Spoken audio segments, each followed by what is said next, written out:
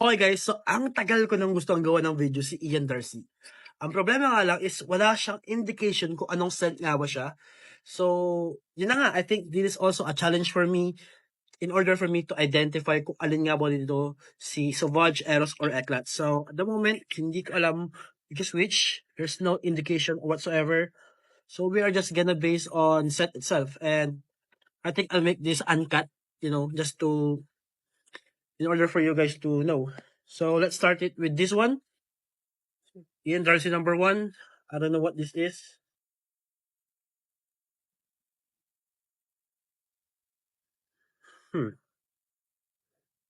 Hirap po siya.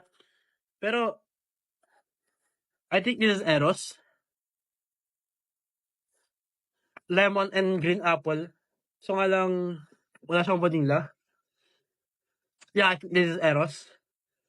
Yeah, this is Eros. Isa na naman siya sa mga Eros daw pero kaamoy talaga ni Father and Son Intense. Hindi ko alam kung pare-pareho ba sila ng juice or whatsoever, pero yun nga. I think it's Eros. Next is Ian Darcy number 2. Let's try here.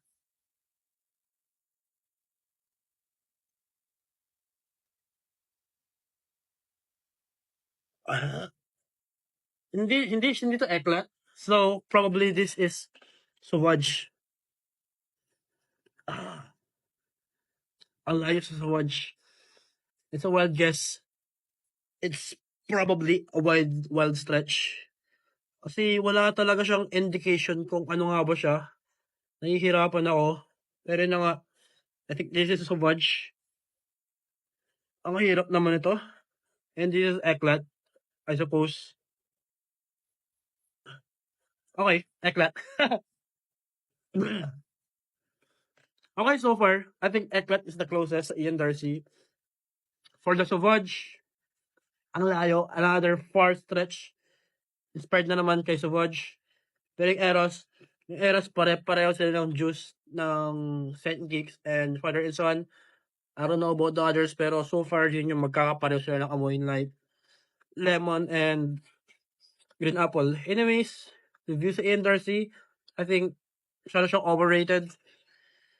Yung polo blue nila yung gusto-gustuhan ko eh. Polo blue and then the Blue de Chanel. Yun yung meron sa akin dati. Polo blue and Blue de Chanel, BDC. So far, yun yung meron sa akin dati nung hindi pa ako nangongolekta ng mga OG. Pero anyways, this Ian Darcy, I don't know, man. Masyadong malayo. I think the closest one so far would be Eclat. And that is a raw and uncut video. So I hope you guys enjoyed it. Wala ka talaga yung label. As you can see, wala siyang label. And I'm just based on the notes na naamoy ko. And so far, ang tumatak sa akin dun is yung Eros kasi kaamoy talaga yan si Intense and Scent Geeks. Anyways, yun lang. Ian Darcy is done. I think MBT perfume would be next. Peace.